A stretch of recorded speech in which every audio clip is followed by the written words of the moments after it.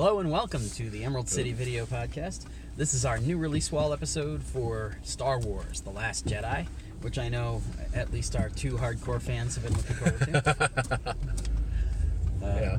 I'm Russ, and with me is Zach. Hello. Probably at the end of this episode, we'll have Logan call in for the sake of the audio folk, because he, I know, had thoughts. I don't know what his thoughts are. I didn't talk to him about it because I had not yet seen the film when he did. So, first of all, are we 100% sure that this movie's over yet? Because it felt like it ended about 7 times. Yeah. No, it certainly was several endings. Certainly several different films, honestly. Why are my flashers on? Just flashing people as we go. Yep. But, yeah. I mean, in general, I liked it a lot. I think that it's interesting to me because it feels more like it's a follow-up to Rogue One, which happens to have the main saga characters in it. Yeah. More so than being a follow-up to the main saga. Yeah, no, most certainly. It has that feeling. Was it a friend of mine who's a political journalist said it's a film that celebrates suicide bombers? Yeah. Which, are we doing this spoilery, or I suppose it's a week on, or? Yeah, well, at this point, it's a new release wall episode. We usually try not to be spoilery, but yeah, it's been like almost a week, and I think everybody in the universe has pretty much seen this film who has any interest in seeing it. So we'll say spoilers on for this one. Yep. We didn't spoil Justice League, and we never got around to doing the spoiler discussion. So yeah. So, but yeah, there were a couple of things that didn't sit quite right with me, although I mostly really liked it. Mm-hmm. I will say, jumping right into spoiler territory, that Luke walking into the tornado from Man of Steel was kind of weird. Yeah, I can see that. But, I mean, I get it that he overexerted himself and that this was the end of what he wanted to do. Yeah. But it felt weirdly anticlimactic, especially because they had just done the whole thing with him making a point of not letting Kylo Ren kill him, but then also letting Kylo Ren kill him. Yeah, but the thing that they're clearly doing is just the cycles, and like literally every single, from the Death Star to the, every single thing from the original trilogy is repeating itself. So he's Obi-Wan, basically, the cape disappears or whatever, and so like I kind of saw that coming. Basically, the moment they I thought he was going to actually do the like original Darth Vader thing, but I like the way that they did it. I like the fact that they changed it up a bit. Yeah, I kind of figured they wouldn't do that, simply because I do think there comes a point, because we saw him cut down Han. Yeah. I think there does come a point where you can't have him stabbed to death all of the original cast without, I like the fact that this one, everybody has kind of commented on the idea that whether by design or by happy accident, by the time it was all done, that the original trilogy was the redemption story for Anakin Skywalker. Yeah. And I like the fact that they essentially threw out that concept for Ben in this episode, where it just became, they gave him literally every chance to redeem himself. He kills Snoke and looks like he's on the road to redemption. Yeah. His mother finally comes to the realization that there's no good left in him. And literally gives the okay for him to be killed. So. And so I think that I like that. I do like, this is a whole universe that's, and maybe this is why I think it feels more like a Rogue One thing. Yeah. It's a whole universe that is about the dichotomy of light and dark, and this is a very, very gray movie. Yeah. There's this weird question of cause and effect of Luke senses that he was beyond redemption and briefly considers murdering him, and that betrayal is the flashpoint moment where the spark. Exactly. Where they decide for realsies that he's evil.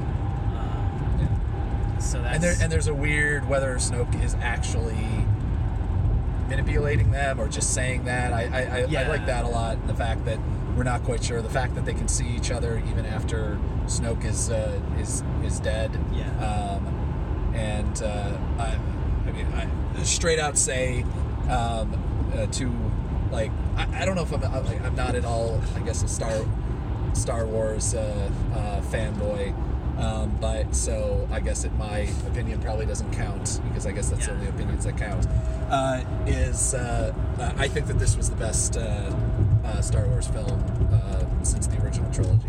I think that this film is also the film that Lucas wanted to make with the prequels. And the fact that there's a shit ton of cutesy little stuff. Yeah. There's like stuffed animal stuff, and and action figure. Just you could see the product placement happening, but it wasn't Jar Jar Binks. It wasn't the little whatever the puffin creatures. I forget what they're called. Korgs. Yeah, I mean, not to be confused with Korg, the guy from Thor Ragnarok. True. Was trying to start a revolution as well. Yes. but like it was just adorable enough, but still not entering quite into I guess Ewok territory where it's overwhelming the story. Yeah, one thing I will say is for me personally, it lacked a sense of wonder that the previous film had in terms of I didn't get the emotional resonance of like, oh god, it's Star Wars. That might just be a matter of now that there's one every year, it's not as significant anymore, or it might be the way that the film was put together, because again, it's a film that deals in shades of gray. It doesn't have the kind of sweeping mythical scope that, and again, we had this conversation about Rogue One, of the idea of making a Star Wars movie that's actually a war movie fundamentally alters the chemistry of the black and white morality. So I do think I can see why some people are not feel like it doesn't feel like a Star Wars movie because it lacks that kind of mythical sense of wonder. Well, it's also I also say like since it's just, the people that say that this doesn't feel like a Star Wars film are the same people for the most part that haven't liked a single film. Like they didn't like Force Awakens, they didn't like Rogue One. And I don't know what other than yet they still have some heart. A lot of them still have some like closeness to the fucking atrociousness of the prequels that were just genuinely terrible films that don't stand up at all. Like the original looks better, is better, right? The writing's better, everything is better. The original trilogy than the prequels are, even though there's a 30-year difference or 20-year difference between the two of them. And I don't know, like for me, it enters the Batman versus Superman, that kind of quandary where that's a definite parallel in terms of I'm not saying that I didn't like it because it lacked that. Yeah. I will say that I felt that it lacked that, and that it changes the film's identity in a fundamental way that I know a lot of people didn't like. And I think that you're right. Like a lot of the people who complain about that in terms of The Last Jedi are the same people who complain about it with Man of Steel and onward. Well, it's also obviously it's not Lucas anymore, and it's clearly this is very clearly not Lucas because it's a better made film. Like to say it's just a better to me. It's the editing's better. It's still. I definitely agree with you where it doesn't feel as special. Mm-hmm. Like even when the first of the what was it, episode 1? Yeah. Even though I still have a vague remembrance of the first time I get to see this in so long, and then even as God, I'm trying to remember how old I was when that one came out. But even then realizing this isn't. This doesn't have the heart at all anymore. I think that as we, it also doesn't hurt that we're entertainment writers, so we know and read about all this shit all the time. Yeah. So we also know, I completely agree with you about there's another film coming out in a year and a half or something, and then another one, and then another one, and it's no longer a thing that we know that it's a trilogy, and that there's an end, and so I mean, we're it like, is and it isn't, but yeah. yeah. Hey, do you mind heading to that Target Plaza so I can do that? Yeah. I'm trying to remember. Yeah, huge blockage there. I just didn't want to be parked outside the house for too long. Yeah. But yeah, no, I definitely agree with that. I think that the announcement of a new trilogy following this trilogy doesn't really fundamentally change the math on the fact that we know it's no longer a story with an end point. I do think there's an element of an ending that's implicit to getting rid of Luke and Han and then having Carrie Fisher pass away. And I wonder, had they known when they were making this film that Carrie would be gone, if they would have... Because there was a very clear opportunity to... There were several clear opportunities to get rid of her, although one was like Star-Lord being jettisoned. Which is very... But yeah, I'm curious as to whether they might have swapped it out and had Leia go away in this one and Luke.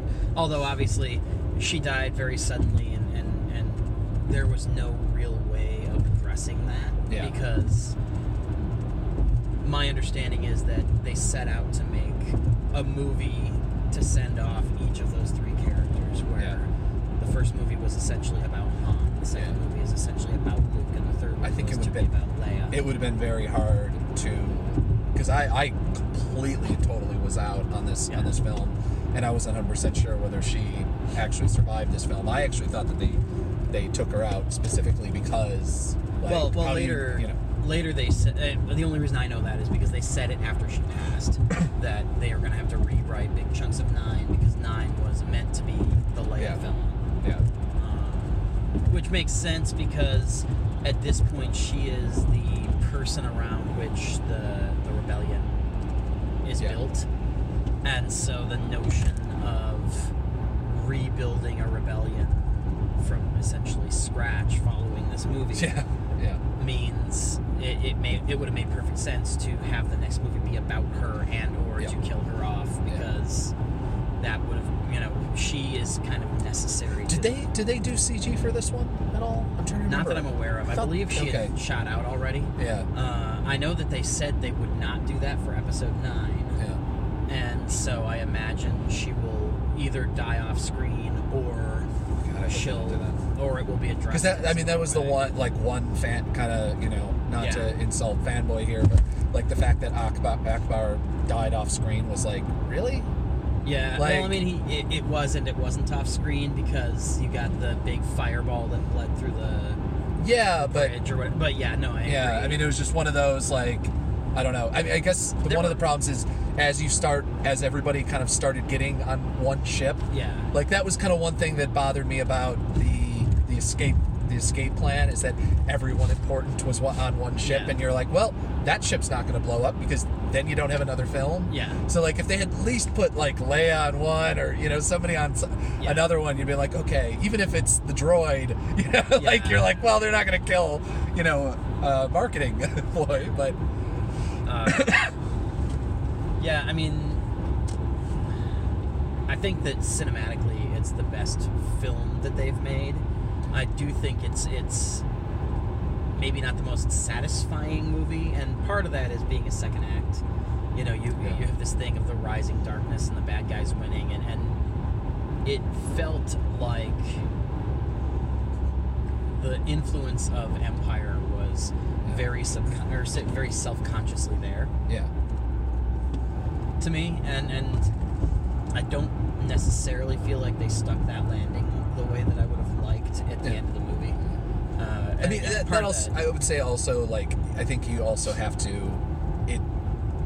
whether this is this is kind of a mix of a reboot, remake, something else. So anytime you see that, you're like, well, the original. Yeah. So you're constantly and especially when it's something that's basically cinema fucking history. Yeah. Like, how do you know? It's like this is like remaking Casablanca, but kind of doing it in a new setting, but you still have the lore of it, which is the one thing that I love about both of these films, The Force Awakens and Last Jedi. Last Jedi, is the fact that it's one of the very few like remake, reboot, whatever the hell you want to fucking call it, like continuations of a series that owns and understands the importance of the originals. Like that ending with the little boy and like looking out of the stars, like I start to tear up a little bit, because you're like, especially since clearly the kid has a little bit of the Force, and the fact that he looked like a little bit like the kid from the kid's Hayden. Hayden Christensen. No, but Jake Lloyd. Yeah, Jake Lloyd. I don't know. Maybe it's just the haircut now. Well, no, they definitely they were definitely trying to evoke that iconography in a very specific way. I mean, the fact that he was a slave, which is obviously what happened with not only Anakin in those movies, but Anakin. I'm struck by the fact that they spent so much time setting up these little pairs. Following the previous movie, the mythology was the thing that was the most important, and kind of bringing everything back to a present day that makes sense was the most important. So they didn't really spend a ton of time building relationships, especially romantic relationships or potentially romantic relationships.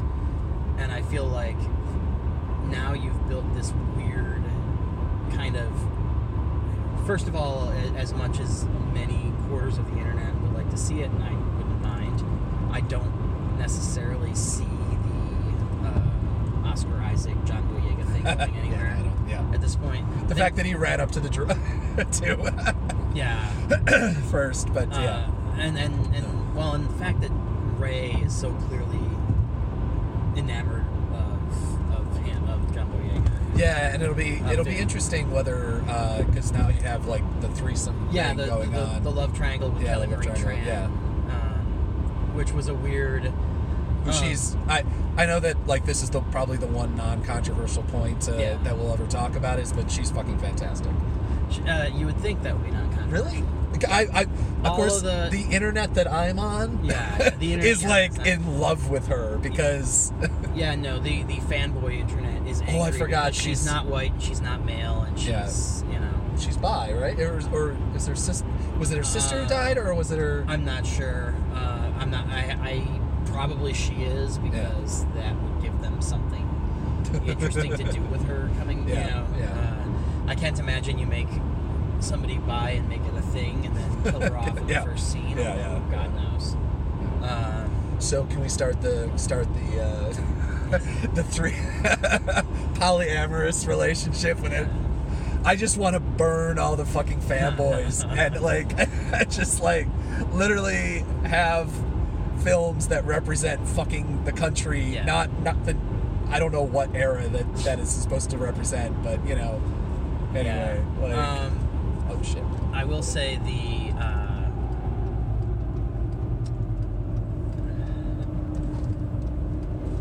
I'm torn on some of the things that were set up in the first movie and then did not pay off in this one, or paid off in unexpected ways or underwhelming ways. I am not particularly put out by the fact that Snoke is nobody. The fact there I don't know if you're aware of this. There was a whole thing where is Snoke secretly the Emperor? Is he secretly this and that and the other thing? And and Snoke's identity became a mystery box, and I'm kind of glad that went nowhere. I mean, maybe not glad, but I do feel like following Empire Strikes Back, the whole revelation of Luke and Vader set this new weird standard for Star Wars especially, but a lot of genre fiction in general, that everybody knows everybody, everything is related, and it's a very, very small universe, and I don't love that. No. And so I'm not really bothered by things like Snoke isn't anybody. He's just the guy who had Sith powers and filled this vacuum. Yeah. I'm somewhat more disappointed by the fact that they built up this wacky mystery box of Rey's parents, and it just became, no, they were a couple of assholes who sold you for drinking money and then died in a ditch. But I mean, are they? I mean, I feel like also, can you believe a single thing that he says? That's because fair. they didn't.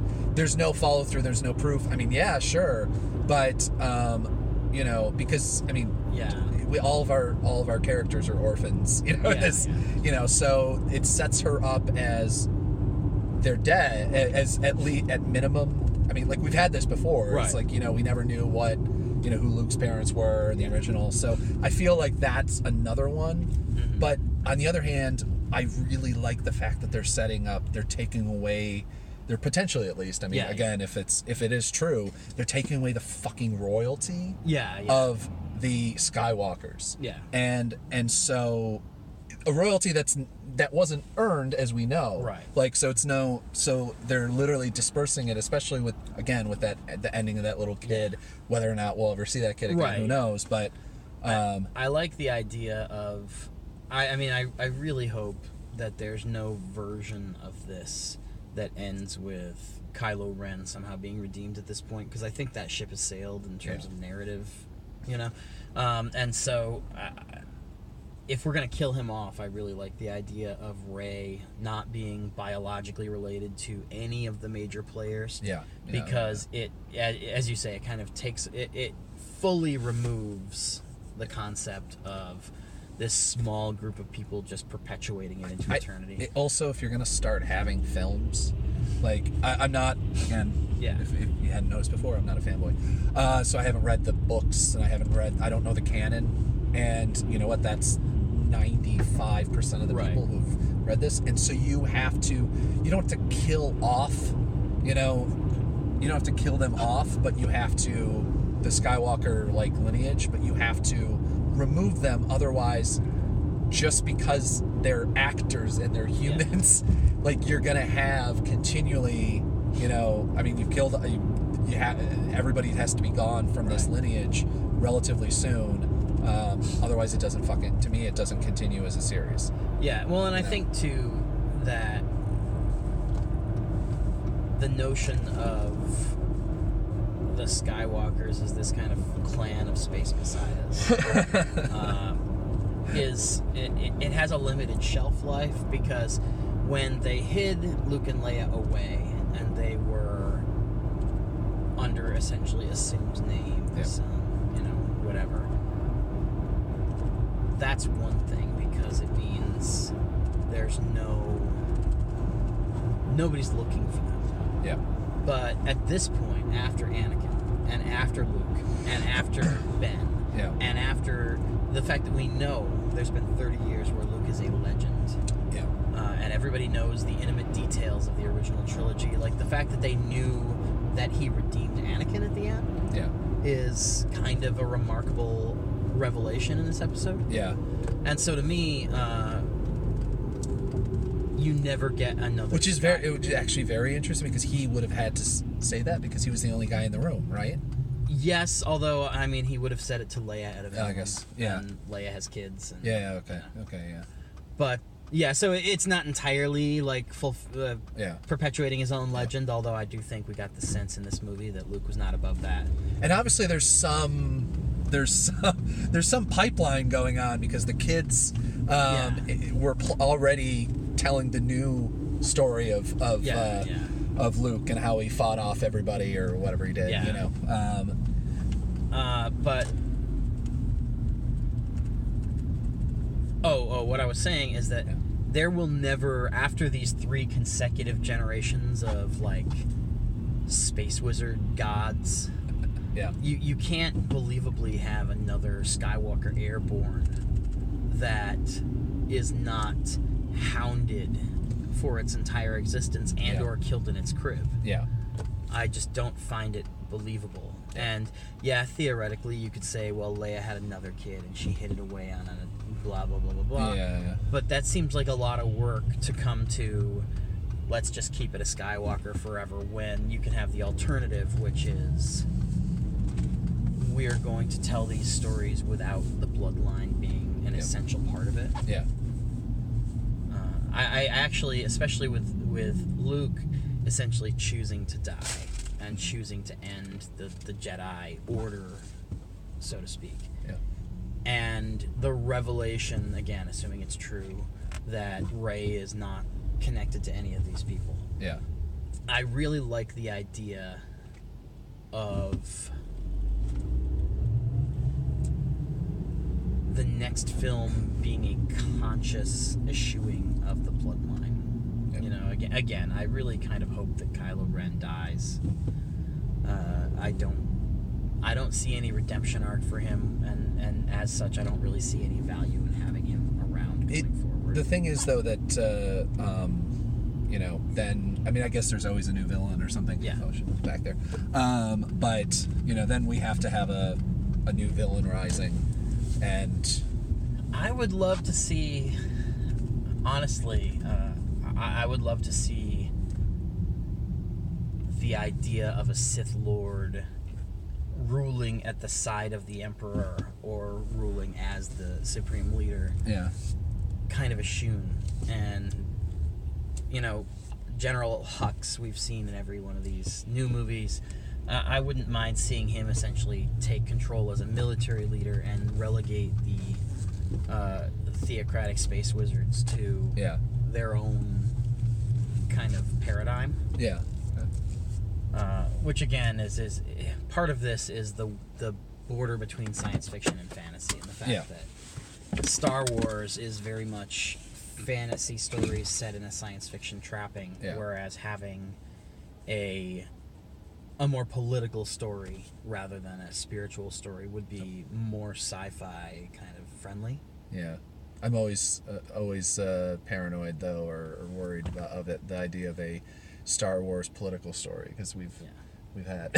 Yeah. On the other hand, thank fucking Lord we're out of the hands of George Lucas, and and we're in the better hands, I think, of people who grew up with it and have a little bit better writing and or at least aren't so owned to this obsessive religious canon that is surrounding this entire series, I'm really interested after seeing this film to see what a Star Wars trilogy by Rian Johnson and presumably starring mostly new characters will yield. It'll be interesting to see whether at the end of episode 9 we then jump forward a few generations and get rid of Rey and Finn and all them, or whether they are the stars of the next trilogy, because to me each trilogy thus far has been a new generation, but by virtue of Luke and Leia and Han being in these films, they haven't really belonged to the new generation. Those characters are so massive and they loom so large over the entire story that there's no version of this new trilogy where Luke, Han, and Leia are around full time and these other characters really get to own the movie.